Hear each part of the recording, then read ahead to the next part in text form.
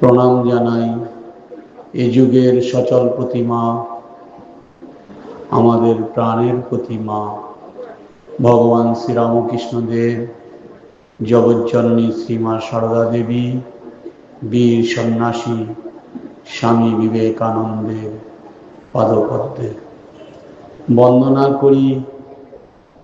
পুণ্যতীর্থ তারকেশ্বরের মহাদেব শ্রী শ্রী তারকনাথের পাদপদ্ম বন্দনা করি। অতীত ও বর্তমানের প্রত্যেক ধর্ম সম্প্রদায়ের সকল পবিত্র আত্মার পাদপদ্ম। এখানে উপস্থিত চাঁদুর শ্রী শ্রী সারদা রামকৃষ্ণ শরণ তীর্থের সংগঠকগণ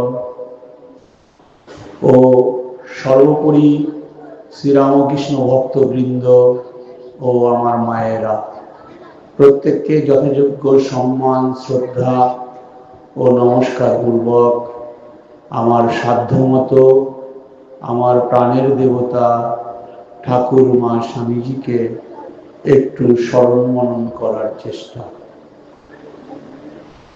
এই প্রত্যন্ত গ্রাম চাঁদুরে আপনাদের ঐকান্তিক পরিশ্রমে যে কদিন ধরে অনুষ্ঠান চলছে, সেই অনুষ্ঠানে আজ দেখলাম 2500-এর ওপরে ভক্ত প্রসাদ গ্রহণ করলেন, বিশেষ পূজা হলো, ইত্যাদি হলো। গতকাল ছিল প্রভাত ফেরি, আগামীকালও কিছু কিছু অনুষ্ঠান আছে। এই অনুষ্ঠানের একটু ক্ষুদ্র সময়ে আমি সকলের মধ্যে অংশগ্রহণ করতে পেরে নিজে খুব আনন্দ বোধ করছি ও সংগঠকদের কৃতজ্ঞতা জানাচ্ছি। ঠাকুরমা স্বামীজি এসেছিলেন, বিশেষ করে ঠাকুর এসেছিলেন মহাপুরুষ মহারাজের কথায়। আমাদের ভারতবর্ষের যে ব্রহ্মরন্ধ্র আধ্যাত্মিক চেতনা, সেই আধ্যাত্মিক চেতনাকে জাগিয়ে তোলার জন্য শ্রী শ্রী মায়ের কথায় আমরা তো ভগবানকে ভুলেই আছি, তাই ভগবানকে যাতে আমরা একটু মনে করি, তার জন্যই ভগবান মাঝে মাঝে আমাদের মধ্যে আসেন। ভগবান আসেন সর্বোপরি যুগ ধর্ম সাধনের জন্য। তিনি এসেছিলেন শ্রীরামচন্দ্র রূপে, ত্রেতায় শ্রীরামচন্দ্র রূপে, দাপরে শ্রীকৃষ্ণ রূপে, তার উপরে এলেন শ্রী চৈতন্য দেব রূপে, এবং ইদানিং এলেন আমাদেরই মধ্যে শ্রীরামকৃষ্ণ রূপে। এই যে বারে বারে তিনি আসছেন, প্রত্যেকবারেই সেই সময়কার যুগধর্ম সাধনের জন্যই তার আসা। ভগবান রামচন্দ্র এসেছিলেন তীরধনুক হাতে, মর্যাদা পুরুষোত্তম যে প্রকৃত রাজার মর্যাদা কি, রাজধর্ম কি, তাই দেখিয়ে দেওয়ার জন্য ভগবান রামচন্দ্র এসেছিলেন। ভগবান শ্রীকৃষ্ণ এসেছিলেন দুষ্টের দমন, শিষ্টের পালনের জন্য। আমরা জানি, সেদিকে আলোচনা করতে গেলে বিস্তীর্ণ কথা। তিনি এসেছিলেন সুদর্শন চক্র হাতে, রামচন্দ্র যেমন এসেছিলেন যে তীরধনুক নিয়ে, অস্ত্র হাতে। কিন্তু এবারে শ্রীরামকৃষ্ণদেব কিন্তু কোনো অস্ত্র নিয়ে আসলেন না। বলতে পারেন একটা অস্ত্র তার ছিল, সেটি কি অস্ত্র? প্রণাম অস্ত্র। এবারে তার কিন্তু যুগধর্ম অনেক কঠিন ছিল। এর আগের যে যুগ দেবতাগণ, অবতারগণ হয়তো কিছু শত্রু দমন করলেন, কিছু অত্যাচারী রাজাকে পীড়ন করলেন, আবার ন্যায়ের শাসন বসালেন। কিন্তু এই যুগের কাজটি আরো অনেক কঠিন। মানুষের এই জগৎ যত উন্নত হচ্ছে, তথাকথিত মানুষ আমরা যত উন্নত হচ্ছি, আমাদের মনের জটিলতাগুলো তত বাড়ছে। মনের জটিলতা যত বাড়ছে, মনের মধ্যে আমাদের অশান্তি, জ্বালা যন্ত্রণা তত বাড়ছে। মানুষ আমরা অন্তর্জগতে বড়ই পীড়িত। এই অন্তর্জগতের মেরামতি করার জন্যই, মানুষগুলোকে পুরো কাদার তালের মতো যেন পরিবর্তন করে দেবার জন্যই ভগবান শ্রীরামকৃষ্ণদেবের আশা। একজন তার শত্রুকে অস্ত্র হাতে দমন করতে পারেন, কিন্তু একজন শত্রু দমন হলো, কিন্তু আবার হাজার শত্রু জন্ম নেবে। তাই শত্রু দমন করে কখনো কোনো সমস্যার সমাধান চিরন্তন ভাবে করা যায় না। কিন্তু যদি শত্রুকে, সমাজের যারা আপাতভাবে শত্রু, সমাজের যারা ক্ষতিকর, তাদেরকে নিয়ে তাদের মনটাকে যদি পুরোপুরি পরিবর্তন করে দেওয়া যায়, সেই পরিবর্তনই হচ্ছে চিরকালীন পরিবর্তন হয়। ভগবান শ্রী চৈতন্যদেব এসেছিলেন যে সময়তে, সে সময়তে আমরা সাধারণ হিন্দুরা সামান্য একটু ভগবানের নাম গুণগান করার অধিকারটুকু হারাতে বসেছিলাম। তিনি তখন নামের আন্দোলনের মাধ্যমে আমাদের এই অধিকারকে পুনঃস্থাপন করলেন। কিন্তু আমরা এই যুগে এলাম, দেখতে হবে আমরা ভগবান শ্রীরামকৃষ্ণদেব যে সময়তে আসে, সেই সময় আমরা কোন দিক থেকে দুর্বল হয়ে পড়েছিলাম। আমরা বিশেষ করে তখন দীর্ঘদিন বিদেশি শাসনে, শুধুমাত্র ইংরেজ শাসনের 100 বছর না, তখন তারও আগে 800 বছর মুসলমান শাসনে, এই মুসলমানরা আমাদের দেশকে দীর্ঘদিন ধরে শাসন করে আমাদের দেশের মধ্যে গ্লানি ছড়িয়েছে। আমরা দুর্বল হয়ে পড়েছি। আমরা আমাদের ধর্মের যে প্রবলতম বিশ্বাস, সেই বিশ্বাস হারাতে বসেছিলাম। খ্রিস্টানরা যখন এলেন, তারাও চেষ্টা করলেন যে এখানে এসে এই যে হিন্দুর প্রবল শক্তি, এই শক্তিকে যদি আমরা আক্রমণ করতে না পারি, তাহলে এখানে এই হিন্দু ধর্মকে পরাস্ত করা যাবে না এবং খ্রিস্ট ধর্মের প্রচলন করা যাবে না। এবং দীর্ঘদিন ধরে যদি আমরা এই দেশকে শাসন করতে চাই, এদের সমস্ত শক্তি হচ্ছে ধর্মে, এই ধর্মকে আক্রান্ত করতে হবে। এই ধর্মকে আক্রান্ত করার জন্য আমাদের দেশের যারা একটু শিক্ষিত, তাদেরকে তারা ইংরেজি শিক্ষায় শিক্ষিত করতে শুরু করলো এবং তাদেরকে বোঝালো যে তোমরা যে মূর্তি পূজা করো ইত্যাদি করো, ওর দ্বারা কিছু হবে না। তখন আমরা সাধারণ হিন্দু যারা, তারা এই নিজেদের বিশ্বাস হারিয়ে দুর্বল হয়ে পড়লাম। আমাদের সেই বিশ্বাসকে ফিরিয়ে দেবার জন্যই মূর্তি পূজার মাধ্যমেই যে ভগবান লাভ করা যায়, অনুরাগের সঙ্গে, ব্যাকুলতার সঙ্গে যদি মাকে ডাকা যায়, সেই মা সাড়া দেন। ঠাকুর শ্রীরামকৃষ্ণদেব নিজের জীবনে সেটি সাধন করে দেখালেন। আর আমরা এর আগে আগে ধর্ম পালন করতাম যে কোন দিন কি বিধিনিষেধ মেনে চলবো, কি করব না করব, এইগুলি যেন আমাদের তখনকার কাজ ছিল। ধর্ম পালন করা মানে ওই বড় বড় পূজা অর্চনা করা, ভোগ রাগ করা, এটা করা ওটা করা। কিন্তু ঠাকুর শ্রীরামকৃষ্ণদেব বললেন, ধর্ম পালন মানে অন্য কিছু নয়। ধর্ম পালন করা মানে হচ্ছে আমার ভেতরে যে অসীম শক্তি আছে, যে পবিত্রতার শক্তিতে আমি ভরপুর আছি, সেই পবিত্রতার শক্তিকে অনুভব করা। আর স্বামী বিবেকানন্দ বললেন যে অজ্ঞানতাই, স্বামী বিবেকানন্দ বললেন যে স্বার্থপরতাই অধর্ম, পরার্থপরতাই ধর্ম।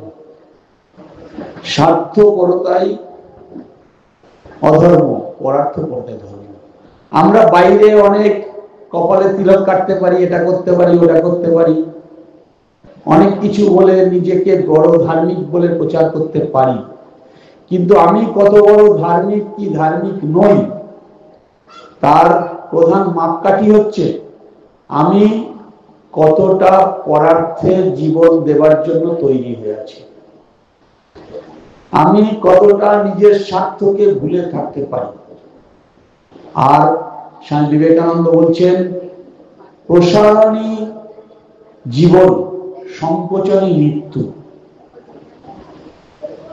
এই প্রসারণ আমাদের জীবনে ধর্ম পালনের মাধ্যমে প্রসারণ হয়। আমরা এই যে জীবন পথে এগিয়ে যাই, আমাদের জীবন পথে এগিয়ে যাওয়া তখনই সার্থক হয় যখন আমরা ধর্মের পথে চলি।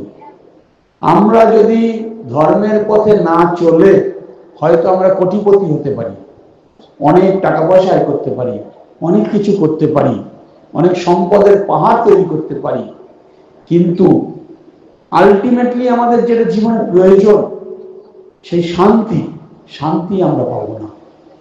কারণ ধর্ম পালন না করলে, ধর্মের পথে না চললে, সৎ পথে না চললে, পবিত্রতার শক্তিকে অনুভব না করলে, সাধুতার শক্তিতে বিশ্বাস না থাকলে আমার ভেতরে সেই হৃদয়ের প্রসারণ হবে না।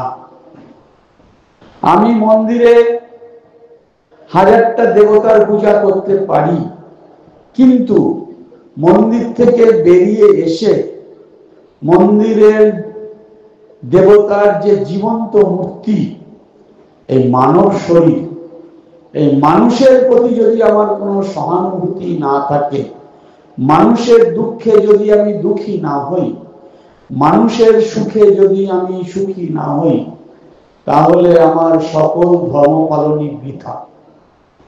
এই প্রকৃত ধর্ম পালন বলতে কি বোঝায়, প্রকৃত ধার্মিক জীবন বলতে কি বোঝায়, সেইটি নিজেদের জীবনে দেখিয়ে দেবার জন্যই যেন ঠাকুরমা স্বামীজির আগমন। আর ঠাকুরমা স্বামীজির আগমন আমরা এর আগে নিজেদের মধ্যে অনেক দ্বন্দ্ব, কোলাহল, যে তোমার দেবতা বড় না আমার দেবতা বড়,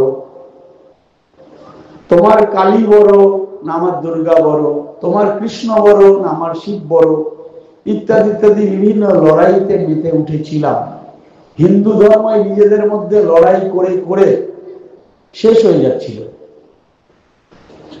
সেই হিন্দু ধর্মকে বুঝিয়ে দিল ঠাকুরমা স্বামীজি। কি বোঝালেন? যে কথা কিন্তু আমাদের শাস্ত্র, যে সনাতন শাস্ত্র বেদে অনেক আগে থেকেই আছে, ঋগ্বেদে বহু হাজার বছর আগে থেকেই আছে, একম সদ্বিপ্রা বহুধা বদন্তি, মানে সেই সদ্বস্তু এক, ভগবান এক, তাকে ব্রহ্ম বলি, পরমাত্মা বলি, পরমেশ্বর বলি, যাই বলি না কেন, তাকে জগৎ জননী বলি, জগৎ পিতা বলি, তাকে পরম শিব বলি বা পরম বিষ্ণু বলি, যাই বলি না কেন, তিনি কিন্তু এক। একং সদ বিপ্রা বহুধা বদন্তি। আমরা পণ্ডিতরা তাকে বিভিন্ন বলি। কেন বিভিন্ন বলি? বিভিন্ন বলাটা কি দোষের? না, দোষের না। বিভিন্ন বলাটা দোষের নয়।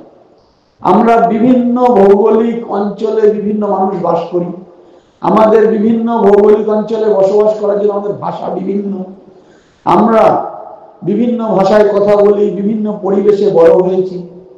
আমরা তাই ভগবানকে এক একজন এক একভাবে অনুভব করার চেষ্টা করি, কিন্তু আমরা যতই ভগবানের পথে এগোবো, সে ভগবানকে কালী নামে ডাকি, আল্লাহ নামে ডাকি, গড বলে ডাকি, শিব বলে ডাকি, বিষ্ণু বলে ডাকি, যা বলেই ডাকি না কেন, আসলে কিন্তু শেষে গিয়ে আমরা দেখতে পাবো আমরা সেই এক ভগবানকে ডাকছি। যেমন একটি পর্বতশৃঙ্গ, বিশাল পর্বতের একটি উচ্চ শৃঙ্গ, সেই উচ্চ শৃঙ্গে আমরা পর্বতের বিভিন্ন প্রান্ত থেকে বিভিন্ন জন উঠবার চেষ্টা করছি। কেউ হয়তো পাকিস্তানের দিক থেকে উঠছি, কেউ চীনের দিক থেকে উঠছি, কেউ তিব্বতের দিক থেকে উঠছি, কেউ ব্রহ্মদেশের দিক থেকে উঠছি, কেউ নেপালের দিক থেকে উঠছি, কেউ আমাদের উত্তরাখণ্ডের দিক থেকে উঠছি। সবাই কিন্তু সেই পর্বতের দিকে উঠছি। যখন উঠছি বিভিন্ন জন কিন্তু জানি না যে আমার মতো আজকের দিনে হয়তো আরো অনেকেই সেই দিকে এগিয়ে যাচ্ছে। প্রথমে আমাদের কারোর সঙ্গে কারো কোনো সম্পর্ক থাকে না, জানাজানি থাকে না, কিন্তু যত আমরা সেই পর্বত শৃঙ্গের দিকে এগিয়ে যাই তত আমাদের পারস্পরিক দূরত্ব কমতে থাকে এবং শেষে যখন একেবারে সেই পর্বত শৃঙ্গে গিয়ে পৌঁছাই তখন দেখি আরে আমরা সবাই তো আসলে এক জায়গাতেই এসেছি। তেমন আমরা বিভিন্ন ধর্মের মাধ্যমে বিভিন্ন ভাবে, কেউ বা কর্মযোগের মাধ্যমে, কেউ বা রাজযোগের মাধ্যমে, কেউ বা ভক্তি যোগের মাধ্যমে, কেউ বা জ্ঞান যোগের মাধ্যমে, বিভিন্ন ভাবে আমরা যে ভগবানের দিকে এগোনোর চেষ্টা করছি, যেদিন আমরা সব প্রত্যেকে এগোবো সেই জায়গায় গিয়ে পৌঁছবো, প্রত্যেকেই দেখবো আমরা আসলে সেই একই ঈশ্বরের কাছে গিয়ে পৌঁছেছি। ঠাকুর শ্রীরামকৃষ্ণ দেব যেটি সহজ সরল ভাবে বললেন, কি বললেন, যে এক পুকুরে চারটে ঘাট, চার ঘাটের থেকে চারজন কলসি ভরে অন্যান্য পাত্র ভরে নিচ্ছে কিছু। কাউকে জিজ্ঞাসা করেছে তুমি কি নিচ্ছ, সে বলছে আমি জল নিচ্ছি। আর একজন বলছে না আমি পানি নিচ্ছি। আর একজন বলছে আমি ওয়াটার নিচ্ছি। আর একজন বলছে না আমি অ্যাকোয়া নিচ্ছি। তা জল, ওয়াটার, পানি, অ্যাকোয়া যে নামেই ডাকুক না কেন, আসলে সে জিনিসটি কিন্তু একই। প্রত্যেকেই যে জিনিসটা নিয়ে যাচ্ছে তাকে যে নামেই ডাকুক সে কিন্তু সে তৃষ্ণা মেটাচ্ছে, তার দ্বারা আমাদের তৃষ্ণা মিটছে। তেমন আমরা এই ভগবানকে যে নামেই ডাকি না কেন, মা বলে ডাকি, বাবা বলে ডাকি, আল্লাহ বলে ডাকি, গড বলে ডাকি, যা বলেই ডাকি না কেন, প্রত্যেকেই কিন্তু একটি কারণেই ডাকছি। সেটা কি? প্রত্যেকেই ডাকছি আমরা আমাদের যে জীবনের তৃষ্ণা, এই তৃষ্ণা নিবারণের জন্য, শান্তি পাওয়ার জন্য। আমরা প্রত্যেকেই কিন্তু ছুটছি শান্তির জন্য। আমরা প্রথম জীবনে প্রত্যেকেই চাই, প্রথম জীবনে প্রত্যেকেই চাই যে আমি বেঁচে থাকব। বেঁচে থাকতে আমরা সবাই চাই। বেঁচে থাকতে কে না চায়? একটি পাখি সেও বেঁচে থাকতে চায়, একটি পিঁপড়ে সেও বেঁচে থাকতে চায়, একটি ছোট্ট কীট প্রাণী সবাই বেঁচে থাকতে চায়। কিন্তু বেঁচে থাকতে আমরা চাই, কিন্তু বেঁচে থাকার জন্য আমাদের সবাইকেই কিন্তু স্ট্রাগল ফর এক্সিস্টেন্স করতে হয়। মানে বেঁচে থাকার জন্য আমাদের প্রত্যেককে লড়াই করতে হয়। কিন্তু আমরা যেভাবেই হোক বেঁচে থাকতে চাই, মরে যেতে কিন্তু কেউ চাই না। কেউ মরতে চায়? কেউ মরতে চায় না। কেন আমরা প্রত্যেকেই বেঁচে থাকতে চাই? তার কারণ হচ্ছে আমাদের উৎস যেখানে, আমরা যেখান থেকে সেই যাত্রা শুরু করেছি, আমাদের যিনি সৃষ্টিকর্তা, তার তিনি স্বরূপে হচ্ছে, তিনি হচ্ছে সৎ স্বরূপ, তিনি চিৎ স্বরূপ, তিনি আনন্দ স্বরূপ। তাই তার স্বরূপকে বলা হয় সচ্চিদানন্দ। সৎ যোগ চিৎ যোগ আনন্দ, সচ্চিদানন্দ। যিনি ব্রহ্মজ্ঞানী তিনি বলছেন সচ্চিদানন্দ ব্রহ্ম, যিনি যোগী তিনি বলছেন সচ্চিদানন্দ আত্মা। আবার বলছেন যিনি শৈব তিনি বলছেন সচ্চিদানন্দ শিব, যিনি বিষ্ণু তিনি বলছেন সচ্চিদানন্দ বিষ্ণু। আবার যিনি মায়ের উপাসক তিনি বলছেন সচ্চিদানন্দময়ী কালী। তাহলে ভগবানকে আমরা যে নামেই ডাকি না কেন, স্বরূপে কিন্তু তার তিনটি স্বভাব, সৎ চিৎ আনন্দ। অর্থাৎ সৎ অর্থাৎ যিনি চিরকাল ছিলেন, আছেন, থাকবেন, যার প্রভাতেই সমস্ত কিছু জগতে ছিল, আছে, থাকবে। তিনি একমাত্র সৎবস্তু, যা চিরন্তন সত্য। সেই জন্য তার একটি স্বরূপের একটি অংশ বলছে সৎ, আর বলছে কি চিত, অর্থাৎ চেতনা স্বরূপ। আমরা এই যে চেতনা অনুভব করি, সকল কিছুর মধ্যে যে চেতনা চৈতন্য বিরাজিত, সেই চৈতন্যের উৎস কোথায়? সেই একমাত্র ঈশ্বর, সচ্চিদানন্দ ঈশ্বর। সেই চেতনাতেই কিন্তু আমরা সমস্ত চেতনা আইত। এই গাছপালার মধ্যে যে চেতনা আছে, সমস্ত পশু পাখির মধ্যে যে চেতনা আছে, মানুষের মধ্যে যে চেতনা আছে, প্রত্যেকটা জিনিসের মধ্যে সেই চেতনাই আছে। আমরা যখন জন্মগ্রহণ করছি তখন আমরা সেই বলে কেঁদে উঠছি, মানে আমি বলছি কি আমি আমি। আবার যখন আপনি কোন ঘরের মধ্যে আছেন, তখন বাইরে থেকে কেউ যখন আপনাকে টক টক করে বলছে কে কে, আপনি বলছেন কি আমি আমি। প্রত্যেকেই বলছি আমি আমি।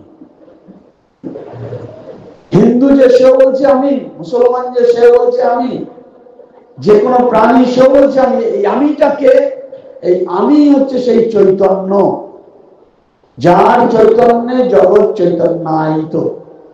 তাহলে সচিত, এই চিতের স্বভাব কি? চিতের স্বভাব হচ্ছে সমস্ত কিছু জানবার আগ্রহ, কৌতূহল। আমাদের প্রত্যেকেরই জানবার আগ্রহ আছে, সচিত আনন্দ। আর তৃতীয় স্বভাব কি? আমরা প্রত্যেকেই কিন্তু আনন্দের পিছনে ছুটে যাচ্ছি, কারণ আমরা প্রত্যেকে সেই সচ্চিদানন্দময় ঈশ্বরের সন্তান। এই আমরা যে প্রত্যেকে সচ্চিদানন্দময় ঈশ্বরের সন্তান, আমাদের প্রত্যেকের মধ্যে যে সেই ব্রহ্মের অসীম শক্তি আছে, আমরা চাইলে যে সেই শক্তির প্রকাশ আমরা সবাই ঘটাতে পারি, সেইটি আমরা ভুলে গিয়েছিলাম। সেই আমাদের সেই ঘুমিয়ে পড়া শক্তিকে, ঘুমিয়ে পড়া জাতকে জাগিয়ে তোলার জন্যই এই ভগবান শ্রীরামকৃষ্ণদেব, জগৎজননী শ্রীমা সারদা দেবী, বীর সন্ন্যাসী স্বামী বিবেকানন্দের আগমন। ঠাকুর শ্রীরামকৃষ্ণ দেব হচ্ছেন স্বামী বিবেকানন্দের ভাষায় সেই উপনিষদ, যে উপনিষদের বাণী আমাদের বাঁচবার প্রেরণা। সেই জীবন্ত উপনিষদ হচ্ছেন ঠাকুর শ্রীরামকৃষ্ণ দেব, আর স্বামী বিবেকানন্দ তার ভাষ্যকার।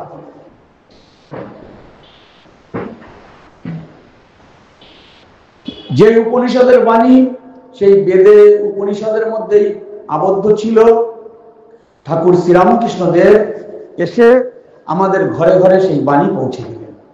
ঠাকুর শ্রীরামকৃষ্ণ দেব বললেন, হে মানুষ, তোমার মধ্যে আছে ব্রহ্মের অসীম শক্তি, তুমি তাই বিশ্বাস করো, তোমার ভিতরে সবকিছু আছে, তুমি তাই দিয়ে পারবে সবকিছু করতে। আর আমরা সব বাইরে থেকে সব দেখতে আলাদা, কেউ হিন্দু, কেউ বৌদ্ধ, কেউ খ্রিস্টান, ইত্যাদি ইত্যাদি, কিন্তু ভেতরে আমরা সবাই এক, সেই ব্রহ্মের সন্তান। অতএব আমাদের কারো দলাদলি করা উচিত নয়। আমাদের এই সুন্দর জগৎকে, এই ভগবানের সৃষ্ট জগৎকে আমাদের মিলেমিশে সকলকে একভাবে মিলেমিশে জগৎকে পরিপালন করা উচিত। ঠাকুর শ্রীরামকৃষ্ণদেব এই বাণী বলবার জন্য আসলেন। আর আসলেন কি, হে মানুষ, তুমি যে দীর্ঘদিনের সাধনার ফলে মানব জন্ম পেয়েছো, কোটি কোটি জন্ম পার হয়ে সেই মানব জন্ম পেয়েছো, এই মানব জন্মের উদ্দেশ্য হচ্ছে ঈশ্বর লাভ, ভগবান লাভ। পারলে এই জন্মেই ঈশ্বর লাভ করো, ভগবান লাভ করো। তার জন্য শুধু ব্যাকুল ভাবে তাকে ডাকলেই, আর তোমার মন মুখ এক থাকলেই তুমি পারবে এই জীবনেই ভগবান লাভ করতে। এই বাণী সারা বিশ্বময় ছড়িয়ে দিলেন কে? স্বামী বিবেকানন্দ। এই উপনিষদের ভাষ্যকার বর্তমান যুগে স্বামী বিবেকানন্দ। আর মায়ের ভূমিকা কি? আমরা যারা বলি যে আমরা তো ছাপোষা মানুষ, আমাদের তো সারাটা দিনই যায় গৃহ কাজে, কঠিন ভাবে পরিশ্রম করে সংসার পালনে, আর লেখাপড়াও তেমন জানি না ইত্যাদি না, আমাদের কি হবে, আমরা কিভাবে ভগবানের পথে এগোব? তাই জন্য আমাদের অনুসরণ করার জন্য সুন্দর একটি জীবন দেখিয়ে গেলেন আমাদেরই এই বাংলার মাটির একটি মেয়ে, যে শ্রীরামকৃষ্ণ দেবের নিজের হাতে গড়া প্রতিমা শ্রীমা সারদা দেবী। ঠাকুর শ্রীরামকৃষ্ণ দেব শ্রীমা সারদা দেবীকে বলেছিলেন যে আমি কি সব করব, তুমি কি কিছু করবে না? এই কলকাতার লোকগুলো পোকার মতো কিলবিল করছে, তাদের জন্য তুমি কি কিছু করবে না? মা বলেছিলেন আমি তো মেয়ে মানুষ, আমি কি করব? ঠাকুর কিন্তু জানতেন যে তার এই শরীর বেশি দিন থাকবে না, কঠোর তপস্যা করে এই শরীর চলে যাচ্ছে, অতএব তিনি যাওয়ার আগে মাকে তৈরি করে দিয়ে গেছিলেন। এবং মাই কিন্তু ঠাকুর স্থূল শরীর ত্যাগের পরে দীর্ঘ 33 বছর তিনি স্থূল শরীরে ছিলেন, এবং এই সংঘকে তৈরি করে যাওয়ার মূলে কিন্তু ঠাকুর যেমন আছেন, মায়ের অবদান কিন্তু কম না। মা যদি না থাকতেন, কোথায় থাকতো আমাদের এই সংঘ ইত্যাদি? চিন্তা করুন তো দেখি। ঠাকুর শ্রীরামকৃষ্ণ দেব স্থূল শরীর ত্যাগ করলেন কবে? 1886 সালে আগস্ট মাসের 16 তারিখে। সেদিন যখন স্থূল শরীর ত্যাগ করলেন, তার কদিনের মধ্যে সেই কাশীপুরের বাড়িটা ছেড়ে দিতে বাধ্য হল। কারণ কি? কাশীপুরের বাড়িটা গিরিশ ঘোষ ইত্যাদি কয়েকজন, গিরিশ ঘোষ, সুরেন মিত্র, এরকম কয়েকজন মিলে কাশীপুরের বাড়িটা ভাড়া নিয়েছিলেন। কেন? না ঠাকুর সেখানে থাকবেন, তার চিকিৎসা ইত্যাদি। তো ঠাকুরের শরীরই যখন চলে গেছে, সেকালের দিনে 80 টাকা তো কম না, 80 টাকা দিয়ে সে বাড়িঘর ভাড়া নেওয়ার কি প্রয়োজন আছে? গিরিশ ঘোষ ইত্যাদি বললেন যে নরেন, বাবুরাম, রাখাল, শরৎ, শশী, তো যার জন্য ঘর ভাড়া নিয়েছিলাম তিনি তো চলে গেছে, তো তোমরা যাও, যে যার বাড়িতে ফিরে যাও, যে যার বাড়িতে ফিরে যাও, গিয়ে আবার লেখাপড়াটা করো, বাবা মায়ের কথা শুনে চলো, আমরা এ বাড়ি ছেড়ে দিচ্ছি। কিন্তু কাশীপুরে রোগশয্যায় ঠাকুর যখন ছিলেন,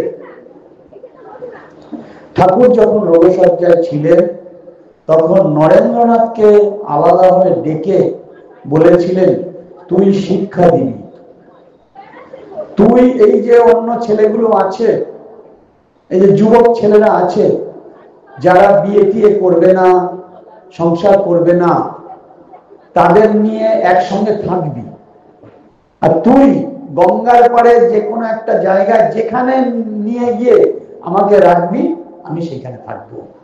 আর দেখবি তুই হচ্ছে এদের মধ্যে বুদ্ধিমান ও শক্তিশালী, তুই এদেরকে সবাইকে নিয়ে কিন্তু একসঙ্গে থাকিস, কেউ যেন বাড়ি ঘরে ফিরে না যায়।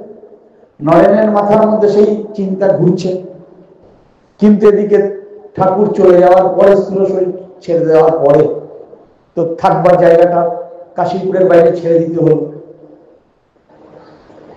আর এদিকে মা তখন সদ্য বিধবা, 32-33 বছরের একটি যুবতী মেয়ে, তিনি তখন শোক ভুলবার জন্য কি করবেন, বলরাম বাবু ইত্যাদি কয়েকজন মিলে ওনাকে কাশী, বৃন্দাবন এসব জায়গায় নিয়ে গেলেন। কিন্তু এদিকে মা কাশী, বৃন্দাবন গিয়েও কিন্তু শান্তিতে নেই। তার চিন্তা কি? তার চিন্তা হচ্ছে আমার ছেলেগুলোর থাকবার একটা জায়গা নেই, ওরা তো সবকিছু ছেড়ে ছুড়ে দিয়ে এসছে, ওদের তো বাড়ি ঘর সবই ছিল, বাবা মায়ের সংসার সব ছেড়ে দিয়ে এসছে, কিন্তু ঠাকুরকে ভালোবেসে ঠাকুরের আদর্শ প্রচার করবার জন্য ওরা সবকিছু ছেড়ে ছুড়ে দিয়ে এসছে। ওরা এই পথে পথে ঘুরে বেড়াবে, ওদের একটা মাথার উপর আশ্রয় নেই, পেটে ভাত নেই, কিছু নেই। এ তো আমি সইতে পারবো না। মা যেখানেই যাচ্ছেন, সেই রাজগীরে যান, গয়াতে যান, কাশীতে যান, যেখানেই যান, যে শিবলিঙ্গটা দেখুন, যাই দেখুন, তার মধ্যে ঠাকুরকে দেখছেন। জানেন তো যে সবকিছুর মধ্যে তো ঠাকুর, ঠাকুর ছাড়া তো কিছু নেই। তো সেই ঠাকুরকে তিনি কেঁদে কেঁদে প্রার্থনা জানাচ্ছেন, ঠাকুর তুমি এলে আর চলে গেলে, আর আমার ছেলেরা এরকম পথে পথে ঘুরে বেড়াচ্ছে, তাদের পেটে অন্ন নাই, দুটো খাবার নাই, মাথার উপরে একটা আশ্রয় নাই। ওই গাছতলার সাধু তো অনেক দেখেছি, পথে পথে ঘুরে বেড়ায়, ভিক্ষা করে খায়। আমার ছেলেরা ওই রকম সাধু হোক, আমিও চাই না। তা তুমি এলে আর চলে গেলে, আর আমার ছেলেরা এইভাবে কষ্ট করবে, এ হতে পারে না। ওদের জন্য তোমাকে একটা ব্যবস্থা করতেই হবে। ঠাকুরের যেন মরেও শান্তি নেই। মায়ের সেই কান্নায় তিনি থাকতে পারলেন না। একদিন করলেন কি, ওই যে কাশীপুরের টাকাটা যিনি দিতেন, সুরেন মিত্রি, 80 টাকা করে দিতেন না, তাকে একদিন দেখা দিলেন। দেখা দিয়ে বলেন, হ্যাঁ রে সুরেন, তুই কি করছিস? ছেলেগুলো এভাবে ঘুরে ঘুরে বেড়াচ্ছে, তাদের থাকবার জায়গা নেই, কিছু নেই, তুই এটা ওদের জন্য ব্যবস্থা করতে পারছিস না? সুরেন মিত্তির ছুটতে ছুটতে আসলেন। কোথায় ছুটতে ছুটতে আসলেন? বলরাম বাবুর বাড়িতে। এক বর্ষা মুখর সন্ধ্যায় ছুটতে ছুটতে আসলেন। সেখানে নরেন্দ্রনাথ, বাবুরাম, এরা সব মনমরা হয়ে, ঠাকুর কদিন আগে চলে গেছেন, চুপচাপ বসে আছেন। কি করবেন? মনমরা হয়ে আছেন, কি করবেন, কোনো কুল কিনারা নেই। সেই সময় সুরেন মিত্র এসে বললেন, হ্যাঁ রে নরেন, আমাকে ঠাকুর দেখা দিয়ে এই বললেন যে, এই সুরেন তুই কি করছিস? আমার ছেলেদের একটা থাকবার জায়গা নাই, কিছু নাই, ওদের পেটে অন্ন নাই, তুই ওদের জন্য কিছু কর। তা নরেন, তুই আর একটা জায়গা দেখ, তুই একটা বাড়ি দেখ, যে বাড়িতে নিয়ে আর একটা ঘর ভাড়া দেখ, অল্প টাকার মধ্যে একটা ঘর ভাড়া দেখ, আর যেখানে ঠাকুরকে নিয়ে তোরা থাকবি, ঠাকুরকে নিয়ে তোরা থাকবি, আর আমরা সন্ধ্যার পরে সারাদিনের খেটে খুঁটে যাওয়া শরীরটা নিয়ে সেখানে যাবো একটু জুড়োতে, তুই একটা ঘর দেখ। পরের দিনই ঘর দেখা হলো। বরানগরের ভুতুরে বাড়ি, বরানগরের জমিদারদের ফেলে যাওয়া একটা বাড়ি, ওই টাকির জমিদারদের ফেলে যাওয়া একটা বাড়ি, স্থানীয় লোকেদের মধ্যে ভুতুরে বাড়ি বলে পরিচিত। যে বাড়িটার ওই দোতলার ঘরের ছাদ ভেঙে জল পড়ে একতলার মেঝেতে, দোতলার মেঝেতে পড়ে, ছাদের জল দোতলার মেঝেতে পড়ে, দোতলার ছাদের দিয়ে সেই জল আবার একতলায় নিচে পড়ে একতলার মেঝেতে গর্ত হয়ে গেছে জল পড়তে পড়তে। আর একতলার ঘরে সে ঝোপ ঝাড় জঙ্গল হয়ে গেছে, তার মধ্যে শিয়াল থাকে, এটা থাকে, ওটা থাকে, ইঁদুর থাকে, সাপ থাকে, সব থাকে। এরকম ঝোপ ঝাড় জঙ্গলে ভরা একটা বাড়ি, সেখানে দিনের বেলাও মানুষ ঢুকতে ভয় পায়। সেই বাড়িটা নরেন্দ্রনাথ ইত্যাদি ভাড়া নিলেন তখনকার দিনে, সেই 1886 শেষের দিকে, মাত্র 11 টাকায়।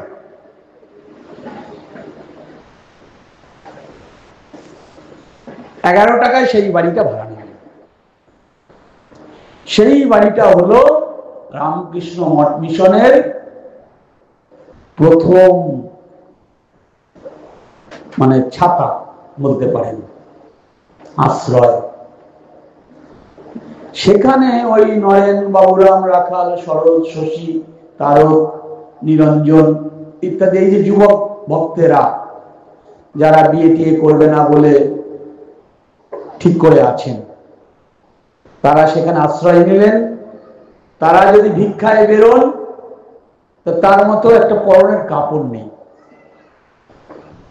ওই একখানা কাপড় মাঝখান থেকে কেটে দুটুকরো করা, ওইটা দেয়ালের গায়ে ঝোলানো আছে। যে যখন বেরোয় একটা পরে আর একটা গায়ে চাপায়, পাতলা কাপড় গায়ে চাপিয়ে ভিক্ষায় যায়। ভিক্ষায় বেরোলে লোকে গালাগালি করে। ওই শরৎ মহারাজের জীবনীতে আছে, বলছেন একদিন ভিক্ষায় বেরিয়েছি, এক মাঝ বয়সী ভদ্র মহিলা বলছে এমন গতর থাকতে যুবক ছেলে ভিক্ষা করতে এসছো, খেতে পারো না, ট্রামের কন্ডাক্টরি করতে পারো না।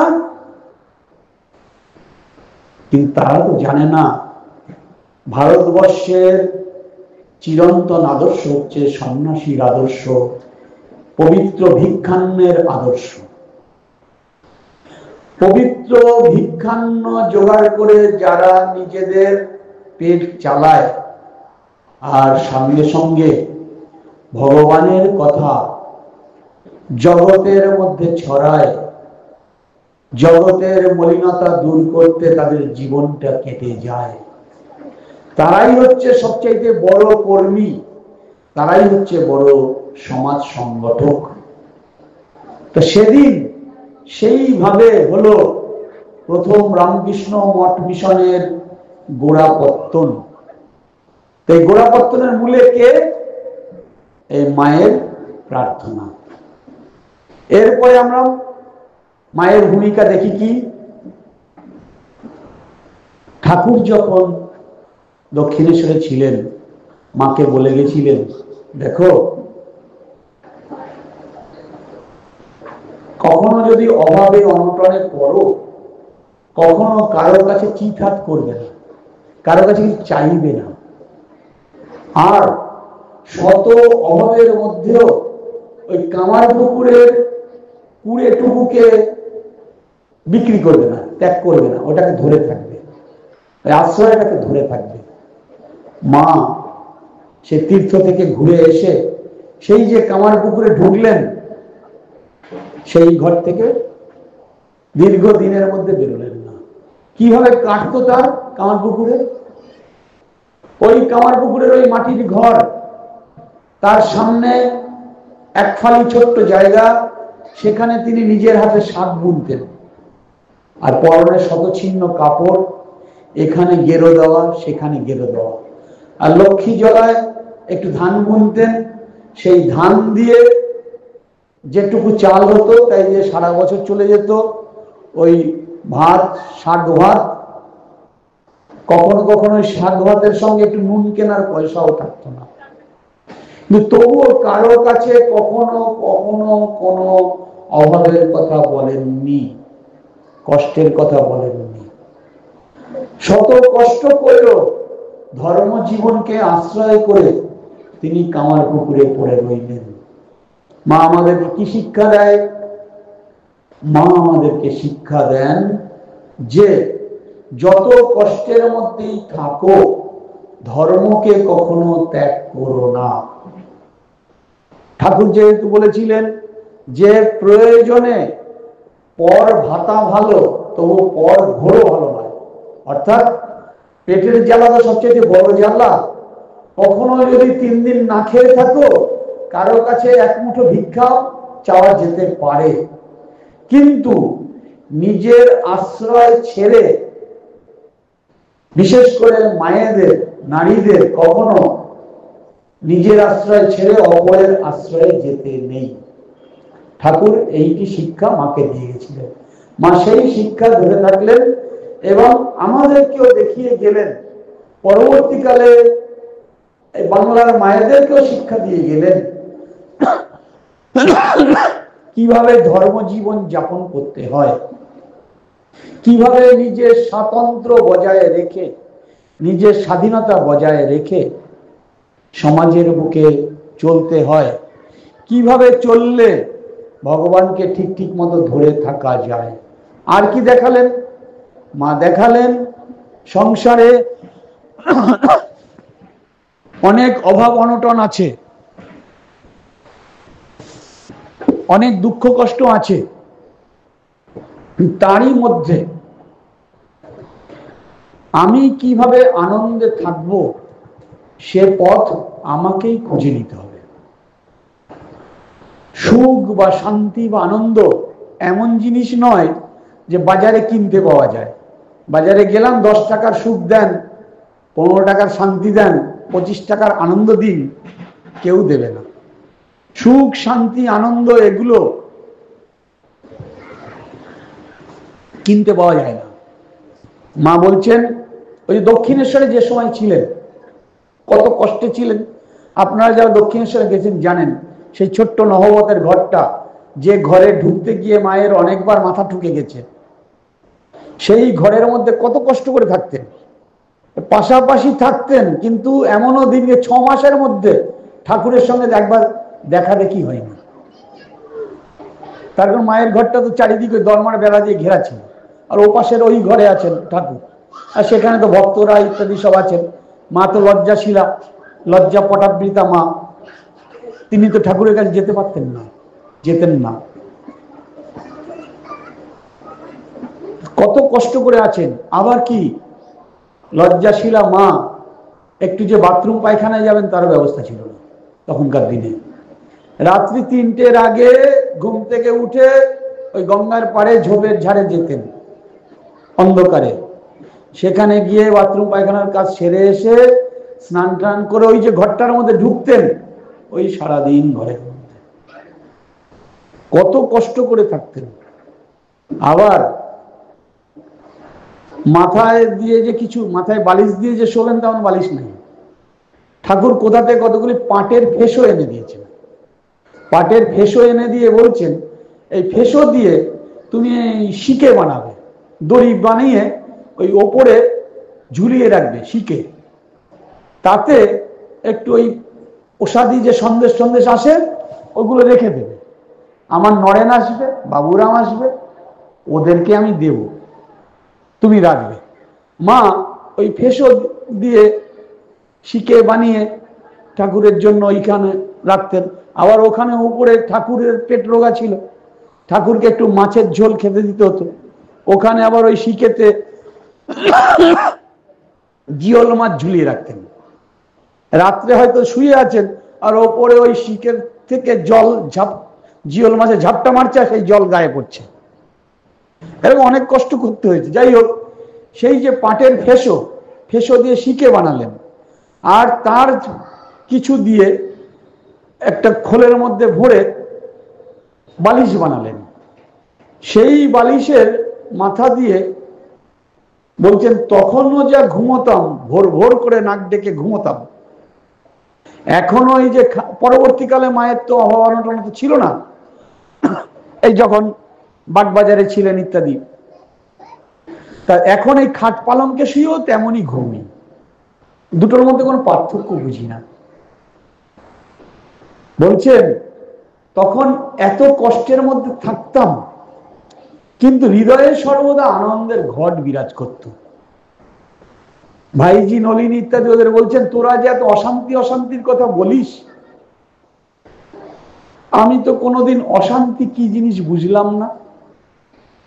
এমন স্বামীর সঙ্গে ঘর করলাম, যিনি কোনোদিন ফুলটি দিয়ে আমাকে আঘাত করেননি, আর যিনি কখনো আমাকে তুমি ছাড়া তুইটি বলেননি। দেখুন তো দুজনের বয়সের পার্থক্য কত। দুজনের বয়সের পার্থক্য প্রায় 19 বছরের। 19 বছরের পার্থক্য। আর তখনকার দিনে তো স্বামীরা স্ত্রীদের অনেক সময় তুই তাহারি করতেন, এখনো হয়তো গ্রামগঞ্জে করে। ঠাকুর কিন্তু কখনো মাকে অসম্মান করে কোনো কথা বলেননি। সেই একদিনের সেই অতুলনীয় ঘটনা কল্পনা করুন তো। ঠাকুর তো ওই দক্ষিণেশ্বর ঘরটায় থাকতেন। রাত্রিবেলা 8টা সাড়ে 8টা হয়তো বাজে, সেই সময় অন্ধকার ঘর, আলো আধারি ঘর, বাইরের আলো একটু ঘরে এসে ঢুকেছে, তার মধ্যে ঠাকুর চুপচাপ বসে আছেন, বসে ঈশ্বর চিন্তা করছেন। আর ওই সময় ঠাকুরের ভাইজি লক্ষ্মী দিদি বেশিরভাগ দিন আসতেন, এসে ঠাকুরের ঘরে ওই চৌকির পাশে একটা জায়গায় ঠাকুরের জন্য একটু খাবার রেখে চলে যেতেন। তো ওই দিনও ওই রকম খাবার রেখে চলে যাবেন, লক্ষ্মী দিদির আসার কথা। কিন্তু সেদিন লক্ষ্মী দিদি কোনো কারণে ছিলেন না, ছিলেন আমাদের মা। মা খাবার রাখতে গেছেন। ঠাকুর জানেন যে লক্ষ্মী এসছে, মা খাবার রেখে যখন বেরিয়ে যাচ্ছেন তখন ঠাকুর ভাবলেন লক্ষ্মী, লক্ষ্মীর তো একটু চঞ্চলা, বয়স অল্প, তাই ঠাকুর বললেন এই যাবার সময় দরজাটা ভেজিয়ে দিয়ে যাস, দরজাটা ভেজিয়ে দিয়ে, মানে মশা টশা ঢুকবে ইত্যাদি। তা মা বললেন ভেজিয়ে দিয়ে এই দিলু, ভেজিয়ে দিলু। মা চুপচাপ বললেন এই দিলু, ভেজিয়ে দিলু। ঠাকুর তো গলা শুনে বুঝতে পারলেন আরে এ তো লক্ষ্মী নয়, এ তো সারদা, আমি এ কি করলাম, তোমাকে তুই বললাম। মা তো আমাকে কখনো এত বড় ভুল করান না, আমি তো নিজে কিছু করি না, যা করান তো আমাকে মা করান, মা ভবতারিণী করান। তা মামা আমাকে দিয়ে এত বড় ভুল কেন করালেন, তোমাকে এরকম ছোট কথাটা কেন বলালেন, তোমার এরকম অসম্মান করলাম, তোমাকে কেন আমি তুই বললাম। আমাদের মা বললেন তা বললেই বা তাতে কি হয়েছে, তুমি তো জেনে বলনি, তুমি তো লক্ষ্মী মনে করে বলেছো, কেন মা আমাকে দিয়ে এরকম ভুল করাবেন। সেদিন সারা রাত ঠাকুর ঘুমলেন না, শুধু ওই অনুতাপ করলেন কেন আমি ওর অসম্মান করলাম, ওকে কেন তুই করে বললাম। পরের দিনও মায়ের কাছে ক্ষমা চাইছেন ঠাকুর, মানে আমাদের মায়ের কাছে ক্ষমা চাইছেন, তুমি কিন্তু কিছু মনে করো না। মা যত বলছেন তাতে কি হয়েছে, তুমি তো জেনে বলনি। না মা আমাকে দিয়ে কেন এরকম ভুল করালেন। এই যে শ্রদ্ধা, একে অপরের প্রতি শ্রদ্ধা, এই শ্রদ্ধা আমাদের কজনের পরস্পরের প্রতি আছে। আমরা যদি স্বামী স্ত্রীর প্রতি এরকম শ্রদ্ধা থাকে, স্ত্রীর স্বামীর প্রতি যদি এরকম সম্মান থাকে, সেদিনই হতে পারবো ঠিক ঠিক শ্রীরামকৃষ্ণ ভাবানুরাগী। এই শ্রদ্ধা দীর্ঘদিন বিদেশি শাসনে থেকে, পরাধীন থেকে আমরা হারাতে বসেছি। এই শ্রদ্ধা, এই বিশ্বাস এই জাতিটাকে, এই শ্রদ্ধা এই বিশ্বাস ফিরিয়ে দেবার জন্যই ঠাকুরমা স্বামীজির আগমন। ঠাকুরমা স্বামীজির আগমন ভারতবর্ষের চিরন্তন আদর্শ ত্যাগ ও সেবা। আমরা তো ত্যাগ প্রায় ভুলতে বসেছি। আমরা চিরকাল শুধু আমি আমার, আমি আমার, আমি আমার, আমার ছেলে, আমার মেয়ে, আমার গাড়ি, আমার বাড়ি, আমার সম্পত্তি, আমার এটা, আমার ওটা, আমার সেটা, এই ছাড়া কিছু জানি না। কিন্তু আমাদের শাস্ত্র পরিষ্কার বলছেন ত্যাগ ছাড়া কিছু হবে না। ঠাকুরও বলছেন ত্যাগ ছাড়া কিছু হবে না বাপু।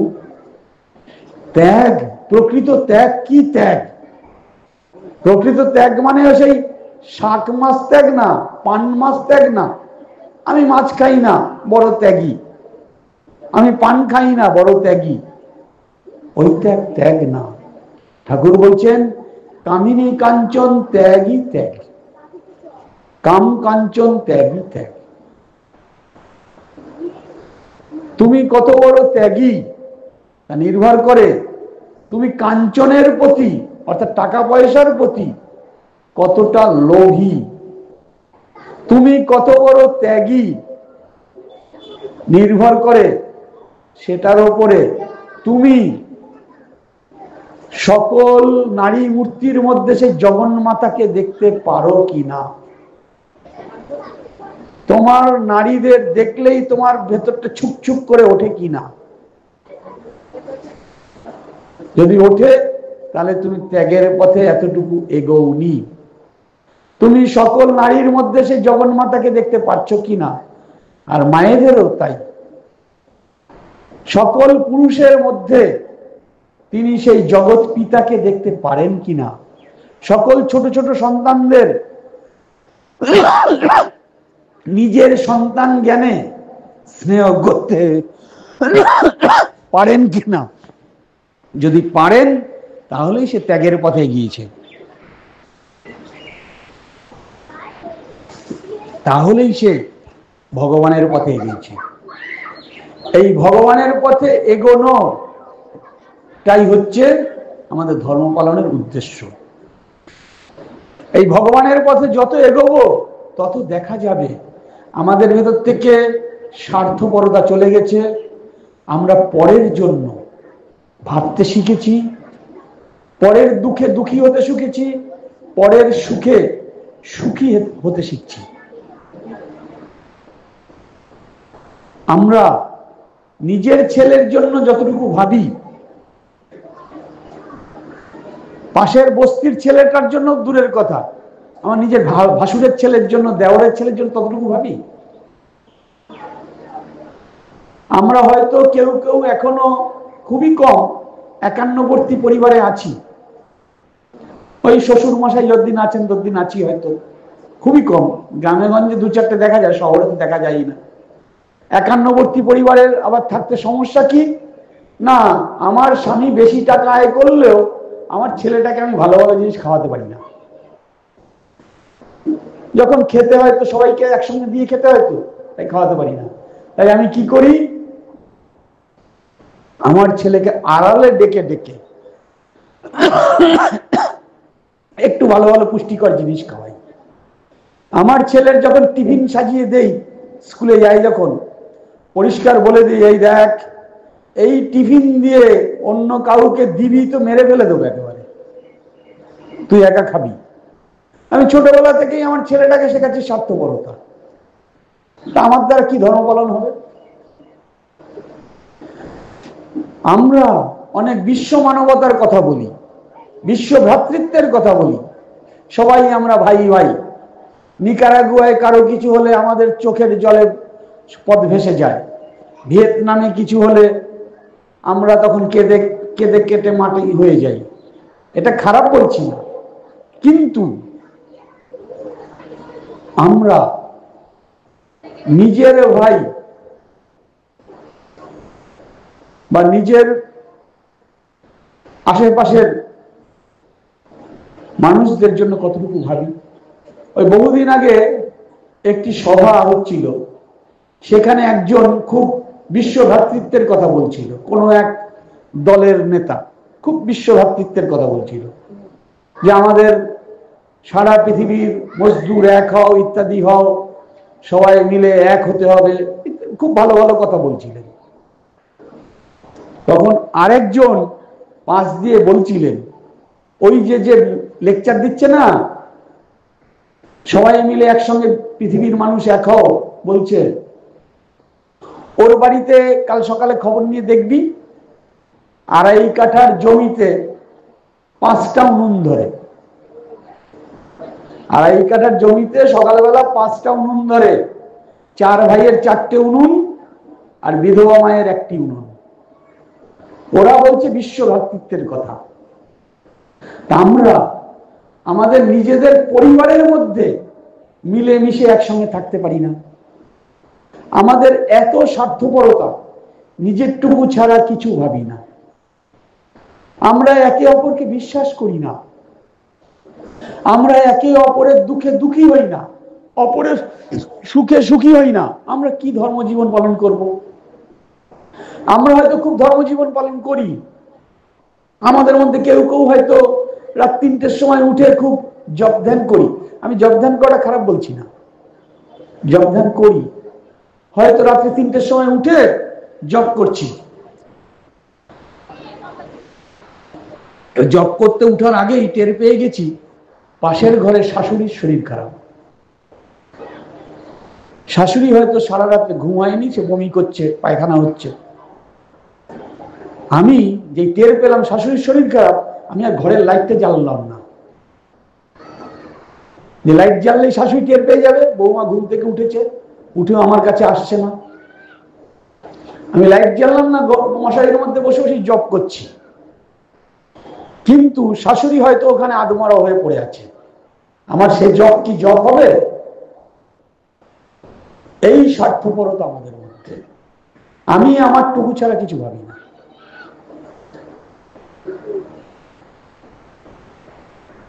এই স্বার্থপরতা যেদিন আমরা ভুলতে পারবো, যেদিন আমরা অন্যের দুঃখে দুঃখী হতে পারবো, অন্যের সুখে সুখী হতে পারবো, পরার্থের জীবন দান করার জন্য নিজেকে একটু গৌরবান্বিত মনে করব, সেদিনই আমাদের ঠিক ঠিক ধর্ম পালন হবে। ঠাকুরমা স্বামীজি দেখালেন যে ভারতবর্ষের চিরন্তন আদর্শ ত্যাগ ও সেবা। ত্যাগ, প্রকৃত ত্যাগ কি, প্রকৃত অনাসক্তি কি, প্রকৃত নির্বাসনা কি, প্রকৃত সেবা ধর্ম কি, তাই দেখালেন ঠাকুরমা স্বামীজি। দেখুন তো, প্রকৃত অনাসক্তি, যে অনাসক্তির কথা, যে নির্বাসনার কথা গীতার পাতায় পাতায় ভগবান শ্রীকৃষ্ণ বলে গেছেন, সেই নির্বাসনা আমাদের জীবনে কতটুকু হয়েছে? প্রকৃত অনাসক্তি দেখা যায় ঠাকুরমা স্বামীজির জীবনে। মায়ের জীবনের সেই অনুপম ঘটনাটার কথা মনে করুন তো দেখি। সে ঘটনাটা আমি যেদিন প্রথম শুনলাম, সেদিন আমার ঠাকুরের প্রতি খুব রাগ হচ্ছিল। কিন্তু কি ঘটনাটা? মা যেবারে সেই দক্ষিণেশ্বরে এলেন, সঙ্গে তার মা আছেন, মানে আমাদের দিদিমা আছেন। তা মাকে, দিদিমাকে দক্ষিণেশ্বরে দেখেই ঠাকুরের ভাগ্নে হৃদয়েরা খুব গালাগালি বকাবকি শুরু করে দিলেন।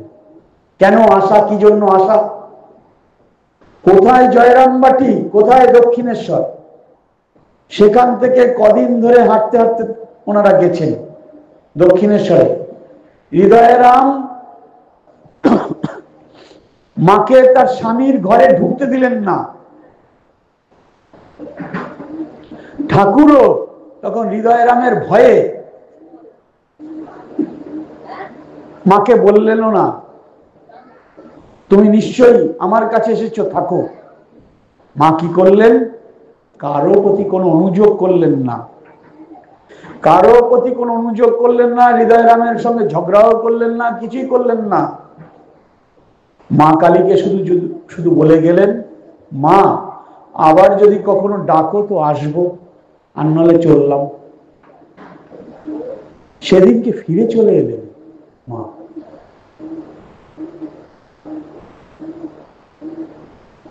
এই যে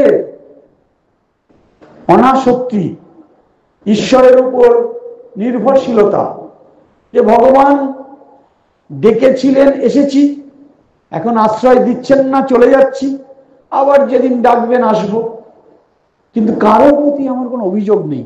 আমরা হলে কি করতাম? হৃদয়রামকে গিয়ে দুটো গালে থাপ্পড় মারতাম। হ্যাঁ, আমার স্বামীর কাছে আমি আসবো, তুই বলার কে রে?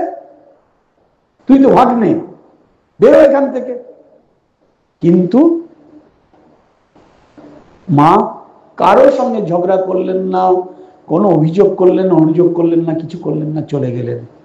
শুধু হৃদয় দেবতার কাছে বলে গেলেন, আবার যদি কখনো ডাকো তো আসবো। এরপরে কি হলো রেজাল্ট? কদিন পরে ওই হৃদয়রামই এমন এক ঘটনা ঘটালো যে হৃদয়রামকে কালীবাড়ি ছেড়ে চলে যেতে হবে।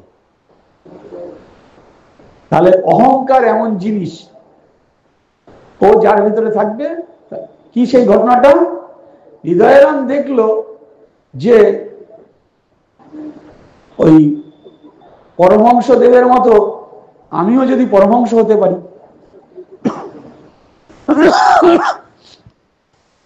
তিনি কি করলেন? হৃদয়রাম ওই মথুরবাবুর নাতনিকে ডেকে এনে পুজো করলেন। পুজো করলেন। এবার মথুরবাবুর ছেলে তার কানে যখন গেল যে হৃদয়রাম তার মেয়েকে পুজো করেছে, সে তো সৎগোপের ঘরের মেয়ে, আর হৃদয়রাম তো ব্রাহ্মণ, তার তো অকল্যাণ হবে। একজন রেগে মেগে দারোয়ানকে বললেন, যা ওকে এক্ষুনি দক্ষিণেশ্বর থেকে ঘাট ধাক্কা দিয়ে বার করে দে। এবার দারোয়ান এসে হৃদয়রামকে তো ঘাট ধাক্কা দিয়ে বার করে দিলেনি। সঙ্গে সঙ্গে বাবু যত বলে পারিষদ দলে বলে তার শতগুণ। দারোয়ান এসে ঠাকুরকেও বললেন, আপনাকেও বলেছে এখান থেকে চলে যেতে, চলে যান। ঠাকুর কিন্তু ততদিনে 27 বছর ধরে দক্ষিণেশ্বরে আছে, একটা দুটো দিন না। রানী রাসমণি তাকে পুজো করতেন বলা যায়, মথুর মোহন তাকে পুজো করতেন, গুরুদেব বলে জানতেন, ইষ্ট বলে জানতেন।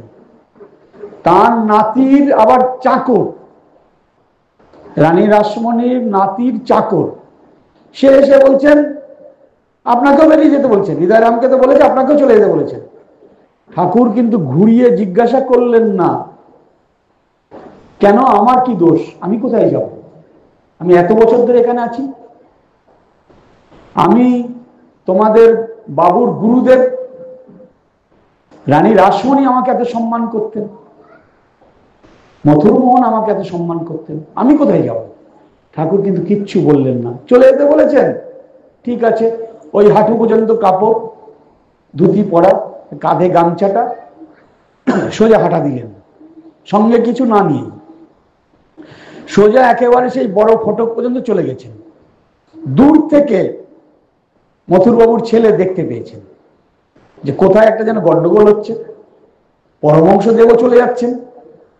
তিনি আবার লোক দিয়ে বলে পাঠিয়েছেন আপনাকে না, আপনাকে না, আপনি কোথায় যাচ্ছেন।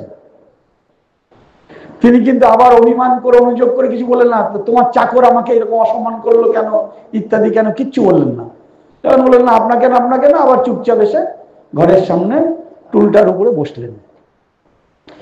এই হলো অনাসক্তি। ঈশ্বরের ইচ্ছায় যখন যা হয় সেটাকে মেনে নেওয়া। সেদিন যে হৃদয়রামকে কিছু বললেন না, তাও ঈশ্বরের ইচ্ছায়। আজ যে মথুরবাবুর বাড়ির চাকর বললেন চলে যেতে, চলে যাচ্ছিলেন, আবার বললেন ফিরে আসতে, আবার ফিরে এলেন, সবই ঈশ্বরের ইচ্ছায়। এই ঈশ্বরের ইচ্ছার সঙ্গে নিজের ইচ্ছাকে মিলিয়ে দেওয়া, এইটাই হচ্ছে আমাদের ভক্তদের কর্তব্য। আর আমরা যত এই পথে এগোবো, তত শুধু এই মন্দিরের ছবির মধ্যেই ঠাকুরকে দেখবো তা না, প্রত্যেকের মধ্যে সেই এক ঈশ্বরকে দেখতে পাবো। এবং যত আমরা সেই প্রত্যেকের মধ্যে সেই এক ঈশ্বরকে দেখতে পাবো, তত আমরা অন্যের দুঃখে দুঃখী হব, অন্যের সুখে সুখী হব। যেটা পারতেন ঠাকুর শ্রীরামকৃষ্ণ দেব, শ্রীমা সারদা দেবী, স্বামী বিবেকানন্দ। ঠাকুর শ্রীরামকৃষ্ণ দেবের সেদিনের ঘটনাটা দেখুন তো দেখি। ঠাকুর শ্রীরামকৃষ্ণ দেব গঙ্গার পাড়ে পায়চারি করছেন সন্ধ্যাবেলা, হঠাৎ বাবা গো মা গো বলে চিৎকার করে উঠেছেন। হৃদয়রাম ছুটে এসেছে, মামাকে কে মারলো, কার এত বড় আস্পর্ধা, মামাকে মারলো।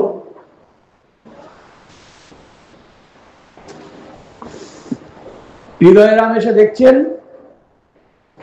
যে ঠাকুরের পিঠে 5 আঙ্গুলের ছাপ পড়ে গেছে, 5 আঙ্গুলের ছাপ পড়ে গেছে। এবার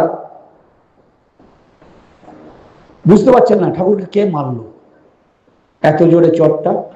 ঠাকুর দেখাচ্ছেন দূরে গঙ্গার মাঝখানেরও ওপারে, আঙুল দিয়ে দেখাচ্ছেন ওইখানে, ওইখানে কি হচ্ছে, ওইখানে ওখানে একজন মাঝি, সেই নৌকারি আর একটি বালক কর্মী তাকে মারধর করছে। সে বাবা গো মা গো বলে চিৎকার করছে, সেই চিৎকার এসে ঠাকুরের কানে লাগছে, আর সেই ব্যথা ঠাকুর অনুভব করছেন।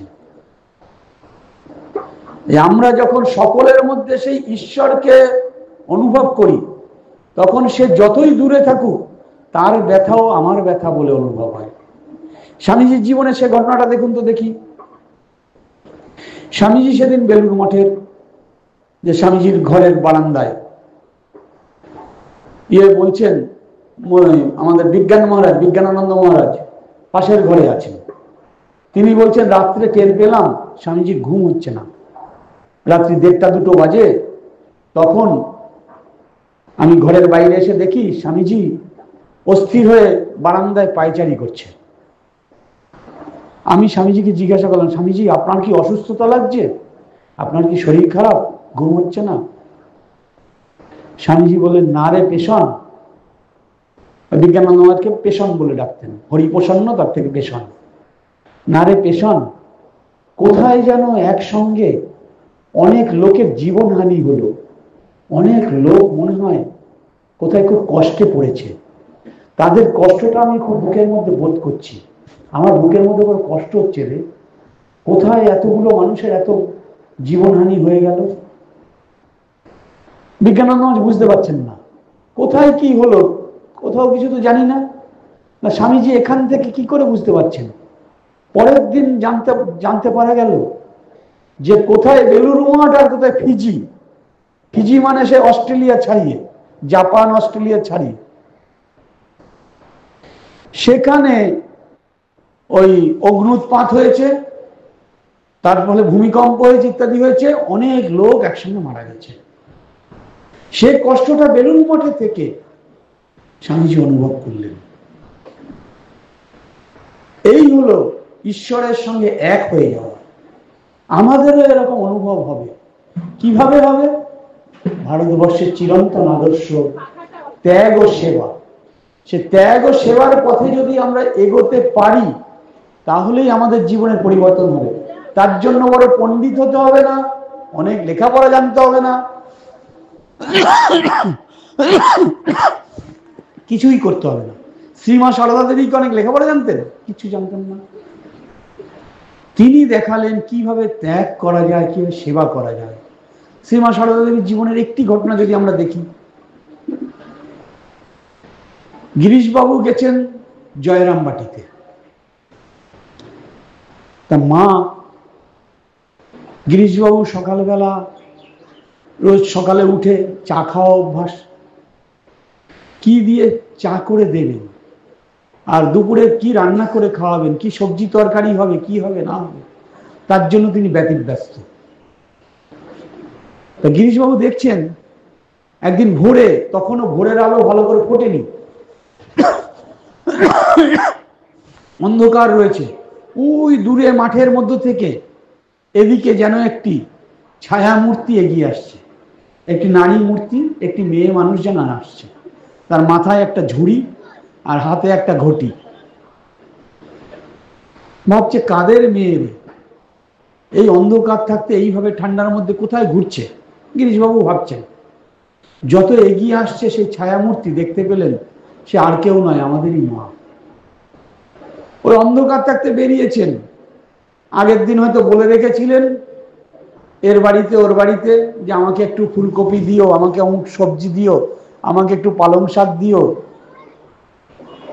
আমাকে একটু দুধ দিও, আমার ছেলেরা কলকাতা থেকে এসছে, এর বাড়ি ওর বাড়ি ঘুরে ঘুরে সেইগুলো অন্ধকার থাকতে জোগাড় করে নিয়ে আসছেন। এই হচ্ছে সেবা। গিরিশবাবু দেখছেন রোজ দুপুরে তার বিছানার চাদরটা ধপধপ করে পরিষ্কার, একদম বিছানার উপরে। বুঝতে পারছেন না রোজ এরকম আমার চাদরটা পরিষ্কার হচ্ছে কি করে। তিনি আবিষ্কার করলেন যে তিনি যখন সকালবেলা টিফিন করে পাড়ায় ঘুরতে বেরোন, সেই সুযোগে মা রোজ তার বিছানার চাদর নিজের হাতে বার করে নিয়ে এসে কেচে ধুয়ে রোদ্রে শুকিয়ে আবার সুন্দর করে পরিপাটি করে গুছিয়ে রাখেন। এই হলো সেবা। আমরা যারা সংসারে আছি, সংসারের প্রতিটি কাজ এইভাবে সেবা জ্ঞানে যদি করতে পারি, এর মাধ্যমেই আমাদের এই জীবন সুন্দর হবে, আনন্দমুখর হবে এবং আমরা ভগবানের পথে এগোতে পারবো। আর এই জীবনেই আমরা বুঝতে পারবো আমাদের হৃদয়ে আনন্দের ঘর বিরাজ করছে। তার জন্য মায়ের মূল মন্ত্র কি? মায়ের মূল মন্ত্র হচ্ছে সংসারে সবার সঙ্গে মিলেমিশে থাকবে, যার প্রতি যখন যা কর্তব্য কর্ম ঠিক করে করবে, আর মনে জানবে এরা আমার কেউ নয়, আর সবার প্রতি কর্তব্য কর্ম ঠিক করে করবে। শাশুড়ির সেবা, শ্বশুরের সেবা, ছেলে মেয়ের সেবা, স্বামীর সেবা সব ঠিক মতো করবে, কিন্তু বিনিময়ে তার কারো কাছে কিছু প্রত্যাশা করবে না। আমরা কি প্রত্যাশা করি? টাকা পয়সা, ধন দৌলত এসব প্রত্যাশা করি না। আমরা সাধারণত প্রত্যাশা করি একটু ভালোবাসা। আমরা সবাই ভালোবাসার কাঙাল, যে আমি ওর জন্য এত করেছি, ও আমাকে একটু ভালোবাসুক, একটু হাসি মুখে কথা বলুক, আমার একটু খোঁজখবর নিক।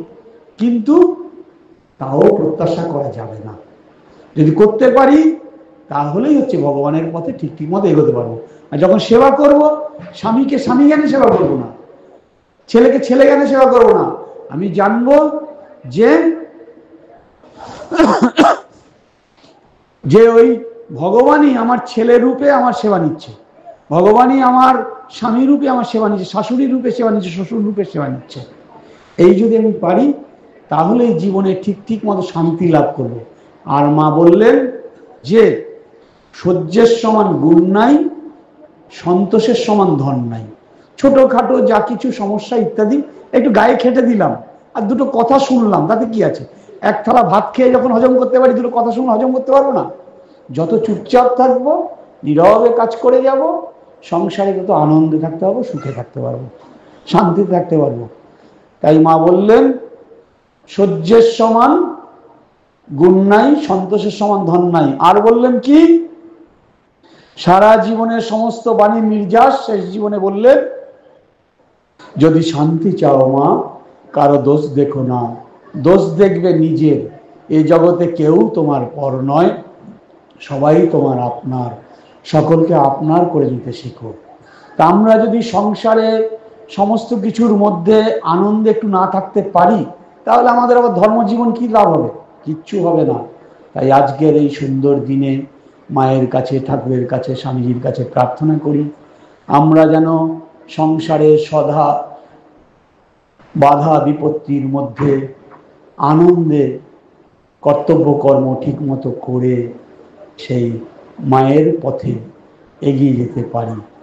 সকলের মঙ্গল হোক, এই জগৎজননীর কাছে আমার প্রার্থনা। ওম শান্তি শান্তি শান্তি। হরি ওম তৎসৎ। শ্রীরামকৃষ্ণার্পণমস্তু।